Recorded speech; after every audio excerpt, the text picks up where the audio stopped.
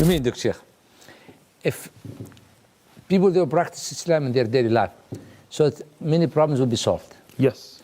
Let's say that you mentioned something like to allow people to do the kind zina, fornication, adultery. That means what will happen? Nobody's going to get married. We'll have children. If people stop fornicating, if people stop living a life where they go to clubs and they go to things like prostitution and things like this, the spread of STDs would stop, right? Gonorrhea, so many AIDS, so many things would stop, right? And illegitimate births, where a child doesn't know their father, is given up for adoption, and things would stop, right? Mm-hmm. Many of the breakdown of society is because the family structure has been ruined. But if we lived in Islamic life, that structure would be back together. Not just that. Mm-hmm. If we look at the decay of Western society, a lot of it based on immoral actions and websites and films and things that have destroyed the purity of society. And Islam would preserve that. It would preserve the marriage. It would preserve the sanctity of marriage. It would make it that a man would not think of a woman as an object to use for their pleasure, but rather respect a woman, right? When you see a woman, and I'm just going to be very honest with you, and I apologize for being front, but that's how we speak, we don't filter.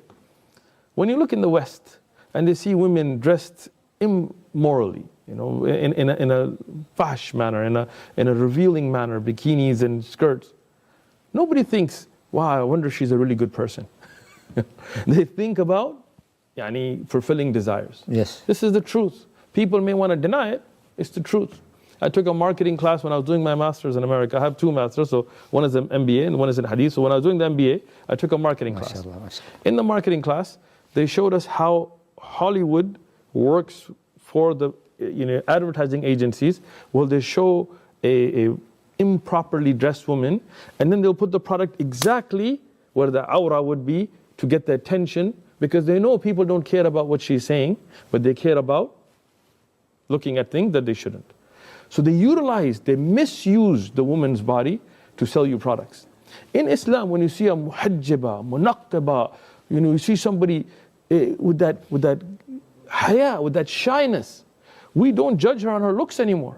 She doesn't have to have an eating disorder because she's worried about what people think about her. Even Donald Trump, he said about the niqab, he said it's a great thing because, you get ready, you go, you don't have to worry about, if I don't look a certain way, then, people are going to judge me and so on, right? And then when she speaks, you have to pay attention to what she's saying. You have to respect her for her mind and her thoughts. You don't evaluate on her measurement. This is an honor and izzah that Islam gives. I'm sorry, I have to interrupt you now. Please. I'm happy to be interrupted, Sheikh. Anytime. We do street da'wah, we get interrupted all day long. Jazakallah khair. Sheikh, now you came to a very, very critical and hot point. You as a Muslim in Islam, do you respect women? You said that the Western people or non-Muslims said, look to the women, to the women in Islam. They are humiliated, they are disrespected, and so on. Absolutely not. Prove it to me. I will prove it to you right now. Today. No problem. Tayyib. In the Bible, as we have it today, Christians do believe in this, right? There are verses of the hijab in the New Testament, so don't talk about the Old. In the New Testament, what does it say? That a woman who preaches or prophesies has to have her head covered, and if it's not covered, it should be shaved. And you can look at if you put One Message Foundation, you'll see the videos of the debates, we mentioned the verses. So if she doesn't cover her head should be shaved. And this is to dishonor her. And if she doesn't want her head shaved, if that's a shame for her, then she has to cover her head to show the authority of man over woman. What's the covering in the Bible? To show the authority. In the Bible, it says women should not speak in church. Right? That's in the Bible. In the Bible. Even Paul says, I don't allow women to teach. A woman cannot teach a man in the Bible. I'll go check out videos, One Message Foundation, you'll see we give the verses on the screen. Now, in Islam, hijab is to honor a woman. So people know that she's an honorable woman. It has nothing to do with your husband. Hijab has nothing to do with your father, nothing to do with your brother. It's between you and Allah. So that people don't misuse the woman for their desire and lustful looks. Rather, they respect her for her thoughts. In I'm just going to be, again, I like facts. I don't like opinions. And I like facts. I like it. Yeah. Good. Look at the number of rape in any country. Google it. Top countries with rapes in the world, all non-Muslim countries. Least rapes in the world, Google it, all Muslim countries. Well, it's allowed, Sheikh, for them to go outside for nightclubs, for different places to get a woman anytime. Yes. And the number of raping women is very high. Much higher. I mean, it's not even close.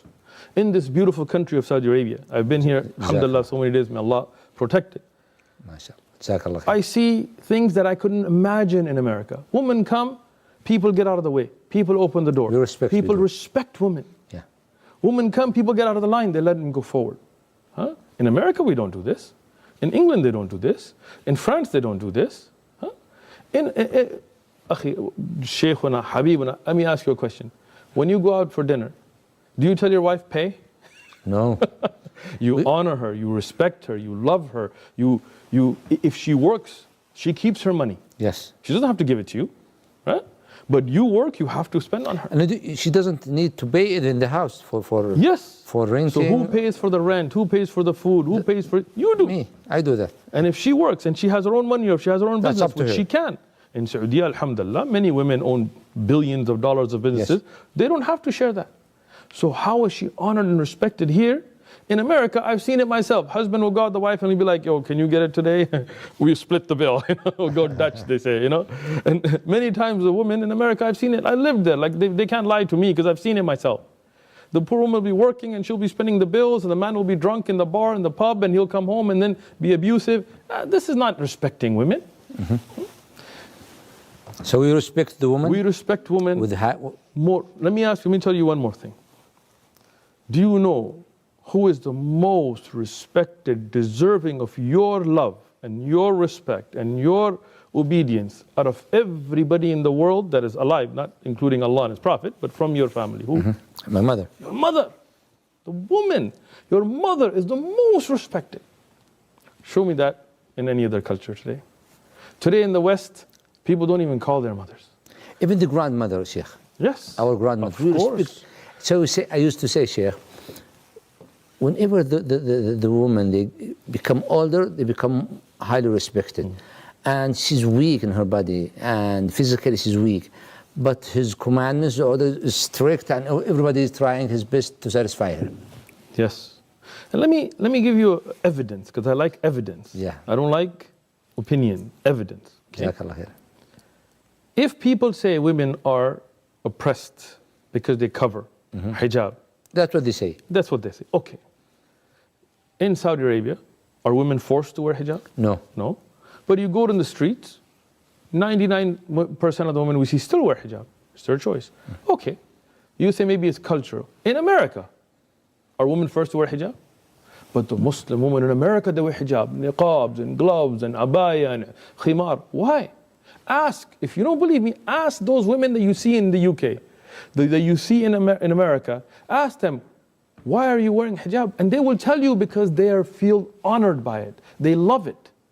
We see thousands, if not hundreds of thousands of women in Europe, in America, in South America, in Russia that are becoming Muslim, and they choose with their own choice to wear the hijab, and they're honored by it. And I will say one more thing before I end this subject and let you interrupt me. It's the West that dishonors and oppresses women. Because if you look in France and many other countries now in Europe, a woman is not allowed to cover herself. She is forced by law. Even we see young girls crying, because they love the hijab. But they're forced in school to take it off. They're forced in government offices. Even in the street now with niqab, they give you a fine. Why? Why do they oppress that woman and not allow her to cover herself? It's her choice. Why are you oppressing them? Ask those sisters, are they free? No. Ask the sisters here in Saudi Arabia, come, if you're not Muslim, come to Riyadh, come and walk around and ask the women why they cover. There's no force.